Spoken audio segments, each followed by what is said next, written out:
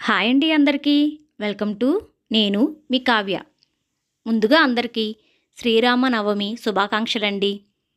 ఈ పండుగను మీ ఊర్లో కూడా ఎలా జరుపుకున్నారు, ఈ సీతారాముల కళ్యాణ వేడుకలను అన్ని వివరాలు, అలాగే ఈ నవమి రోజే మా ఊర్లో జరుపుకునే మరొక పండుగ కూడా ప్రత్యేకతను గురించి కూడాను ఈ వీడియోలో నేను మీకు షేర్ చేస్తానండి.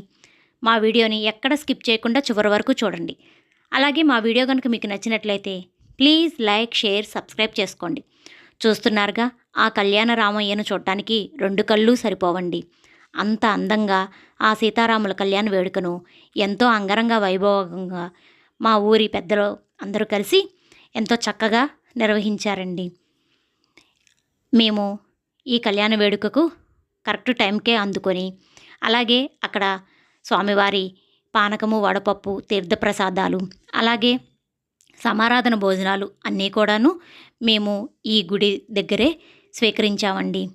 ఎంతో భోజనం కూడాను ఎంతో బాగుందండి. అలాగే ఆ సాయంత్రం వేళే ఈ సీతారాములని ఊరేగింపుగా ఉత్సవ విగ్రహాలని మా ఊరంతా కూడాను ఊరేగింపు జరిగిందండి. ఈ ఊరేగింపు వేడుకలో కూడా పిల్లలు, పెద్దలు అందరూ కూడాను ఎంతో ఆనందంగా సెలబ్రేట్ చేసుకున్నామండి. ఇలాంటి వేడుకలు కూడా మీ ఊర్లో సెలబ్రేషన్ ఎలా చేసుకుంటారో నాకు కామెంట్స్లో చెప్పండి. ఆ పెళ్ళికొడుకు అంటే నూతన వధువరులను చూడడానికి మనకి రెండు కళ్ళు సరిపోవండి. అంత అందంగా సీతారాముల వారి కళ్యాణం ఎంతో చక్కగా జరిగిందండి. ఇలాగా ఈ కార్యక్రమం అంతా కూడాను మేము పిల్ల పెద్ద అనే తేడా లేకుండా అందరం కూడాను రంగురంగుల హోలీలతోటి, అలాగే మరిన్ని పూలతోటి ఎంతగానో ఆనందంగా జరుపుకున్నామండి. ఇలాంటి మరిన్ని వీడియోస్ని ఎప్పటికప్పుడు నేను మీకు షేర్ చేస్తూ ఉంటానండి. అలాగే మా ఊర్లో ఈ నవమి రోజే జరుపుకునే మరొక వేడుకను గురించి చెప్తానన్నా కదండి, అదే ఈ బాబాగారి చందనపు వేడుక. ఈ బాబాగారి చందనపు వేడుకను ఒక సాయిబు ఇంట్లో, అంటే ఒక ముస్లిమ్స్ సోదరు ఇంట్లో జరుగుతూ ఉంటుందండి ప్రతి సంవత్సరము ఈ నవమి నాడు.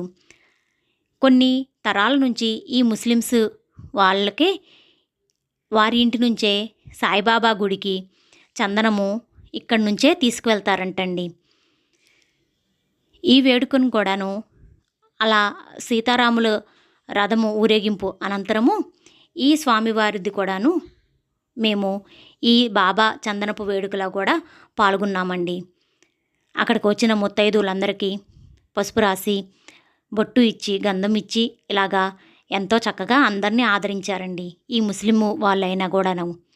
అలాగే ఈ ముస్లిం సోదరుల ఇంటికే ఈ బాబా గారి పల్లకి ప్రతి సంవత్సరం కూడాను మేళతాళాలతో ఎంతో వైభోగంగా ఈ సాయిబు గారి ఇంటికి వచ్చి అక్కడ ఎంతో అలంకరణ, బాబాగారి మండపానికి, పల్లకికి, అలాగే బాబాగారికి ఎంతో అందమైన అలంకరణలన్నీ జరిగిన తర్వాత ఇక్కడ నుంచి ఈ సాయిబు ఇంటి నుంచే వీళ్ళ వంశీకులైన వాళ్ళే ఈ బాబాగారికి చందనము, అలాగే తాంబూలం, సత్కారాలు, అలాగే బట్టలు, ఇలాగా అన్ని రకాలుగాను ఈ సాయిబు గారి ఇంటి నుంచే సాయిబాబా గుడికి ప్రతి సంవత్సరం కూడాను తీసుకువెళ్తూ ఉంటారంటండి. ఇలాగా బాబాగారి పల్లకి మన ఇంటికి రావటం ఎంతో అదృష్టం ఉండాలి కదండి. ఏనాటి జన్మ పుణ్య ఫలమో ఈ సాయిబు గారు కూడా ఎంతో పుణ్యం చేసుకొని ఉండి ఉంటారండి. అయితే దీనికి కూడాను మన పూర్వీకుల్లో ఒక కథ చెప్తున్నారండి. కొన్ని తరాలకు ముందు బాబాగారు స్వయంగా ఈ సాయిబు తాతలకి కలలో కనిపించి ప్రతి సంవత్సరం కూడాను నాకు నీ ఇంటి నుంచే చందనము రావాలని, ఆ గంధము చందనముతోటే ప్రతినిత్యము నాకు పూజ నిర్వహణలు జరగాలని బాబాగారు స్వయంగా కలలో కనిపించి కోరుకున్నారంటండి. అప్పటి నుంచి కూడాను ఈ సాయిబు గారు ఇంటి నుంచే తరతరాల నుంచి ఈ వేడుకను జరుగుతూ ఉంటుందంట. అయితే ఈ తరము ఈ సాయిబు గారికి సంతానం లేనందువలన ఈ వేడుక తనతో జరగటం ఆగిపోకూడదని మంచి సంకల్పంతో ఈ సాయిబు గారు ఒక అబ్బాయిని దత్తత చేసుకొని ఈ కార్యక్రమంని ఎక్కడా భంగం జరగకుండా, ఆటంకం కలగకుండా ప్రతినిత్యం కూడాను అంటే ప్రతి సంవత్సరం కూడాను ఈ వేడుకను ఎంతో అంగరంగ వైభోగంగా తన సొంత ఖర్చులతోటి ఎవరు సహాయ సహకారాలు అందుకోకుండా ఈ సాయిబు గారే ఎంతో ఆనందంగా, ఎంతో ఇదిగాను, ఎంతో సంతోషంగా ఈ బాబా గారికి చందన సత్కారాలు జరుపుతూ ఉంటారంటండి. ఇలాగా మేము వచ్చిన పల్లకిని అందరం కూడాను మల్లెపూల మాలలతోటి, అలాగే బాబా గారికి చందనము ఇంకా ధూపదీప నైవేద్యాలతోటి మేమందరం కూడాను బాబా గారికి సమర్పించుకొని ఎంతగానో సంతోషంగా ఈ వేడుకను సెలబ్రేట్ చేసుకున్నామండి. ఇలాంటి వేడుకలను మీ ఊరిలో కూడా ప్రత్యేకంగా ఏమన్నా జరుగుతూ ఉంటాయా? ఇలా జరుగుతూ ఉంటే మీరు వాటిలో ఎలా సెలబ్రేషన్ చేసుకుంటూ ఉంటారో నాకు కామెంట్స్లో చెప్పండి. ఈ వేడుకలో పాల్గొన్నందుకు నాకు, మా కుటుంబ సభ్యులందరికీ కూడాను ఎంతో సంతోషం అనిపించిందండి. బాబాగారి పల్లకిని అలంకరణ చేయటము, అలాగే బాబాగారి ఉత్సవ విగ్రహాలని మనం తాకడము, ఇంకా పల్లకిని కూడాను మనం స్వయంగా మన భుజముల పైన మోసే అవకాశము మాకు కలిగించినందుకు ఆ సాయిబాబాకు ఎంతగానో ధన్యవాదాలు తెలియచేసుకుంటున్నానండి. చూస్తున్నారు, ఇది బాబాగారి పల్లకి. బాబాగారు ఆసీనమై ఉన్న ఈ పల్లకిని మేమందరము మల్లెపూల మాలతోటి చక్కగా అలంకరణ చేశామండి. ఆ తర్వాత ఈ వంశీకుల్లోనే ఒక బాబుని, అంటే ఈ వాళ్ళ వంశీకుల ఒక అబ్బాయికి ఈ నవమి రోజు అంటే బాబాకి చందనం సమర్పించే రోజు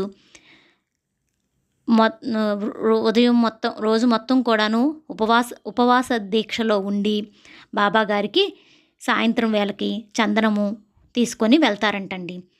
ఆ అబ్బాయిని మనమందరం ముత్తైదువులు ఎవరు కూడాను తాకకూడదని చెప్పి సపరేట్గా ఒక గదిలో అతని తలపైన ఈ చందనపు కుండను ఉంచి కూర్చొని పెట్టి ఉంచారండి. అతన్ని కూడాను మీకు ఈ వీడియోలో నేను మీకు చూపిస్తానండి.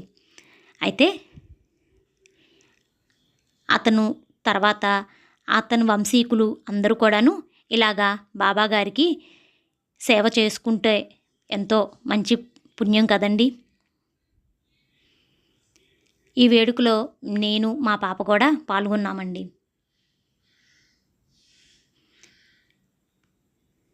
ఇట్లాంటి వీడియోస్ని నేను ఎప్పటికప్పుడు మీకు షేర్ చేస్తూ ఉంటానండి. అందుకే మా వీడియోని ఎక్కడ స్కిప్ చేయకుండా చివరి వరకు చూడండి. మా వీడియో కనుక మీకు నచ్చినట్లయితే ప్లీజ్ లైక్, షేర్, సబ్స్క్రైబ్ చేసుకోండి. అదిగో మీరు చూస్తున్నది అతన్నేనండి. ఒక రూమ్లో తలపైన కొండలో గంధము ఎవరికి ఎటువంటి వాసన తగలకుండా సాయిబులు వాడుకునే క్లాతులతోటి చుట్టేసేసి అతన్ని అలంకరణ చేసి అలాగా కూర్చోబెట్టారండి. ఆ తర్వాత మేళతాళాలతో ఊరేగింపుగా బయలుదేరిందండి.